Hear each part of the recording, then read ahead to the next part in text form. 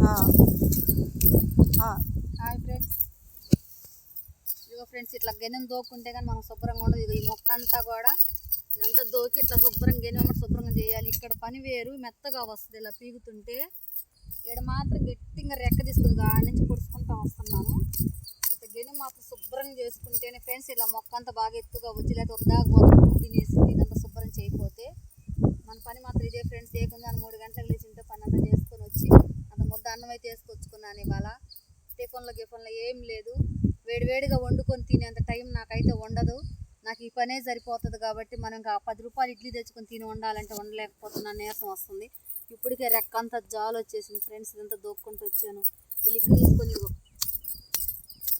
ఎంత ఎంత కష్టంగా ఉంటుందో చూడండి ఫ్రెండ్స్. ఇలా చేసుకోవాలి పని అంటే. మా రైతు కష్టం అంటే ఇట్లాగుంటుంది మరి. మా రైతులు చూడండి ఫ్రెండ్స్ కష్టాన్ని. మరి నా ఛానల్ సబ్స్క్రైబర్ చేయని వాళ్ళు ఉంటే చేసి లైక్ చేయండి ఫ్రెండ్స్. మనం అన్నం తినేటప్పుడు ముద్ద పెట్టుకొని, రైతన్నా నువ్వు బాగుండాలి, మాకు ఈ ముద్ద అందిస్తున్నావు, నువ్వు నీ కుటుంబం బాగుండాలన్నా అని చెప్పేసి మనం దండం పెట్టుకుని ఈ ముద్ద తిన్నాం ఫ్రెండ్స్. ఎందుకంటే మనకు రైతన్న పంపించిన పంట, రైతన్న కూడా బాగుంటే మనకు ఆ ముద్ద మన దాకా చేరేది. మరి నాకు తెలిసి నేను అన్నాను. మరి ఏంటో మీరు మీ కామెంట్ బాక్స్లో కామెంట్ చేయండి ఫ్రెండ్స్. బాయ్.